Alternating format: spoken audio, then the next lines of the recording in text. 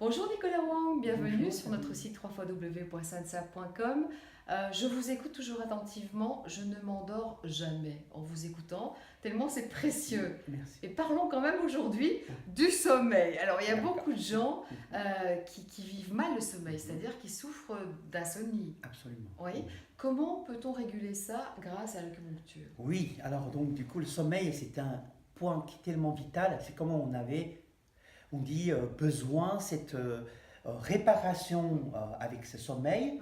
Alors si on n'a pas de sommeil bien profond, du coup le corps il n'a pas arrivé à réparer. Alors mais l'histoire c'est que le sommeil, quelqu'un qui avait du mal à dormir ou bien quelqu'un qui est facilement à réveiller, la cause c'est complètement différente. Alors ça pourrait être cause du foie, ça pourrait à cause du cœur, ça pourrait aussi à cause du poumon. Justement, alors du coup, alors pour nous, en voyant donc c'est-à-dire des difficultés de sommeil, il faut aussi approfondir pour voir est-ce que dans certains systèmes de l'organe qu'il y a des défaillances, qu'il y a des problèmes. Alors ça revenir à la même chose, on pourrait toujours donner deux petites aiguilles sur la tête pour dire que vous allez endormir maintenant. En quelque sorte, ça c'est une on va dire, anesthésie, on dit comme ça, mais de vrai, il faut y chercher quel système qui a eu le problème.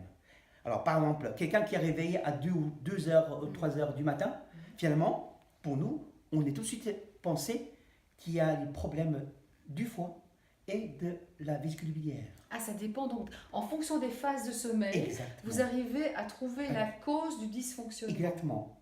Alors par exemple, quelqu'un qui a réveillé toujours pile poil à 5 heures. Tout de suite, je vais y essayer de penser le grand destin.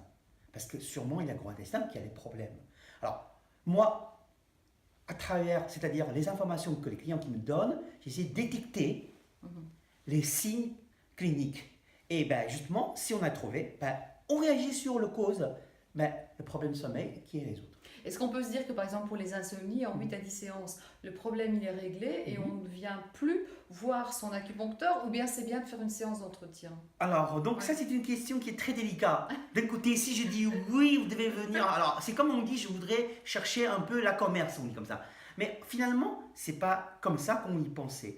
Pour l'acupuncture, on essayait de résoudre le problème ponctuel, c'est très bien, vous avez en quelque sorte qui est dépassé cette phase. Après, si vous avez autre question, autre problème, évidemment, vous y aussi chercher, comment dirais-je, les aides. Et ça, c'est dans une autre phase. Mais si vous avez envie d'avoir une suivi, et comme on dit, la médecine traditionnelle chinoise, c'est la médecine préventive. Ouais. Et souvent, j'ai rencontré des gens qui voulaient, que Nicolas, je voudrais bien abonner avec vous. Pourquoi? Je voudrais faire une séance par mois pour voir est-ce que tout va bien. Mais à ce moment-là, finalement, c'est que je fais une check-up de la totalité du corps. Et à ce moment-là, s'il y a un petit bobo qui a un petit défaut, je le vois et je corrige tout de suite. D'accord. Et c'est ça qui est... D'accord, c'est comme une hygiène de vie, une philosophie de vie, l'acupuncture. Absolument. Merci beaucoup Nicolas Wang. Avec plaisir.